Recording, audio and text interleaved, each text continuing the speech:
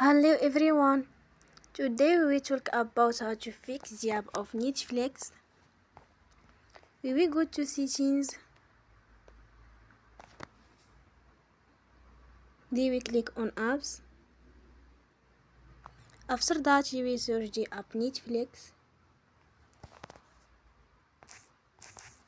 And you will click. Then you will on for stop. After that you will go to storage. Then we click on clear cache.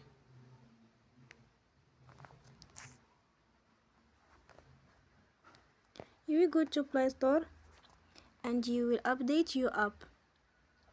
Don't forget to support us by like and subscribe. See you next time and thank you for watching.